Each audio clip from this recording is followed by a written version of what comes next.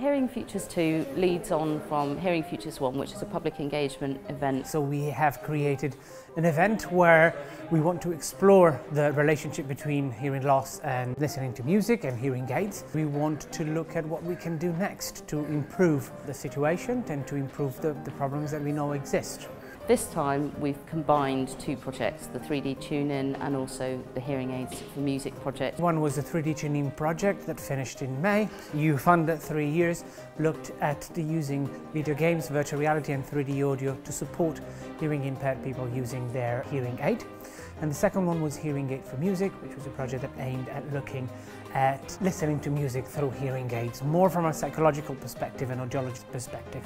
So try to understand what is wrong, how you can improve it, can you set your hearing aid better, can you create programs for music listening on your hearing aid, and can you give some guidelines to the hearing aid user and the audiologist to better fit and set their hearing aid for music listening.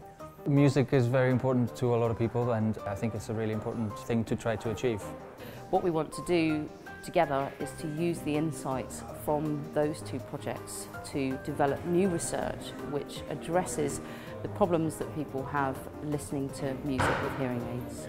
We have all the possible stakeholders involved in this topic, from researchers in engineering and hearing science, clinicians, audiologists, hearing specialists and hearing practitioners. We have end users, so hearing aid users and cochlear implant users, and we have hearing manufacturers. So put all together and try to discuss what are the challenges, what could be the solutions, what should we do next. There are real opportunities to make a difference for people who have hearing loss. Getting those viewpoints all in one room today together is fantastic. It's a real achievement. We all kind of talked about how do we better facilitate better access to sound for our patients who are music lovers, and how do we improve their experience, because a lot of it has been bad. If we can give them better technology that not only increases their access to sound, makes it cleaner, sharper, and then allows them to add their own preference to it based on their intention, that's powerful. To hear that there are professionals actually taking an interest in this is hopeful. It's really hopeful. We've had a number of people trying the app who've said this is actually a really interesting idea, and I would definitely be interested in using it to actually play at home and train and improve my hearing and try and understand how their hearing correlates to where things are in space. What I found really interesting about was the extraordinary amount of research that's going on and the technology that's already available. It's well known, I think, in research that pitching is the most difficult thing when you've got an implant. So if you've got research going on like this, it's bound to be helpful and beneficial.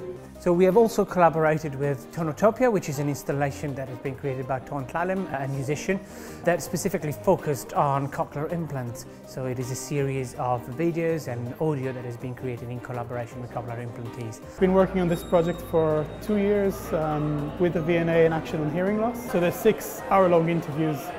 So the idea is to really give them a voice and let them sort of speak for themselves and talk about their experiences. People want to know how the new technologies can help them in their own personal experiences. There were comments around what's next, to know when is there going to be the next event, when is Hearing Futures 3. And coming to events like this, I mean, it's very motivating, and I'm really pleased. It's exhilarating, really.